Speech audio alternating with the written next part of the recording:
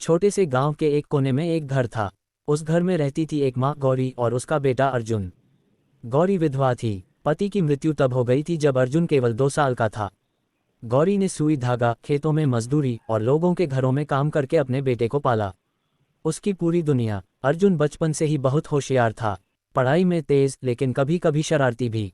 गौरी हर रात उसे गोद में लेकर कहानी सुनाती, कभी राजा रानी की, कभी वीरता की। अर्जुन की आंखों में चमक होती, वह कहता, माँ एक दिन मैं बड़ा आदमी बनूंगा। गौरी मुस्कुरा देती, लेकिन उसके दिल में डर भी होता, क्या मेरा बेटा भी इस दुनिया की बेरहमी में बदल जाएगा। गांव में केवल 10वीं तक स्कूल था, आगे पढ़ने के लिए शहर जाना पड़ता। गौरी ने अपने सारे गहने बेच दिए जो उसके ससुराल से मिले थे। अर्जुन को शहर भेजा। हॉस्टल की फीस, किताबें, कपड़े, सब कुछ गौरी ने किसी न किसी तरह पूरा किया।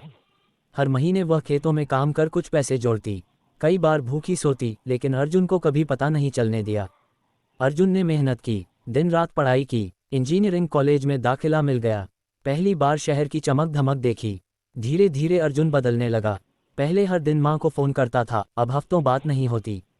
गौरी हर दिन मंदिर जाती, बेटे की सलामती की दुआ मांगती।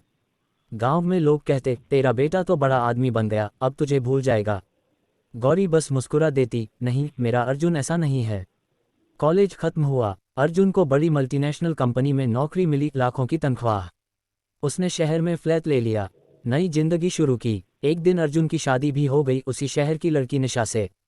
निशा पढ़ी लिखी थी, लेकिन उसे गांव की बातों में दिलचस्पी नहीं थी। जब गौरी मिलने आई तो उसे अर्जुन के फ्लैट में एक कोने में छोटा सा कमरा दिया गया। गौरी को चोट लगी, लेकिन उसने कुछ नहीं कहा। बेटे की खुशी में अपनी उदासी छुपा ली। अर्जुन अब व्यस्त हो गया था, ऑफिस, पार्टियां, बिजनेस मीटिंग्स। माँ से बात करना कम हो गया। माँ अब फ्लैट में अकेली बैठी रहती, खिड़की से बाहर देखती, जैसे कुछ ढूंढ रही हो। एक दिन गौरी बहुत बीमार हो गई। डॉक्टर ने कहा, माँ को गांव की हवा, पुराना माहौल चाहिए। यहाँ वो घुट रही हैं। निशा ने साफ कह दिया, हमारे पास समय नहीं है मां जी की देखभाल का। अर्जुन चुप था, और वही चुप्पी गौरी का दिल तोड़ गई। गौरी वापस गांव लौट आई। वही टूटा हुआ घर, वही पुरानी दीवारें, लेकिन अब अकेलापन और भी बड़ा था। अर्जुन ने कभी कभी पैसे भेजे, लेकिन कभी माँ से मिलने नहीं आया। गांव में एक छोटी सी बच्ची थी, पिंकी, जो रोज गौरी के पास आती। उसके साथ बैठती, कहानियां सुनती। गौरी को उसमें अपना बचपन का अर्जुन दिखता। एक दिन पिंकी ने देखा, गौरी चुपचाप चारपाई पर लेटी थी, आंखें बंद थीं। उसके हाथ में एक पुराना फोटो था, अर्जुन का बचपन वाला। गांव वालों ने अर्जुन को खबर भेजी। 3 दिन बाद अर्जुन आया। माँ का शरीर पंचतत्व में विलीन हो चुका था। गौरी ने मरने से पहले एक चिट्ठी छोड़ी थी, ग्रेटर दैन, मेरे अर्जुन, मुझे तुझसे कभी शिकायत नहीं रही।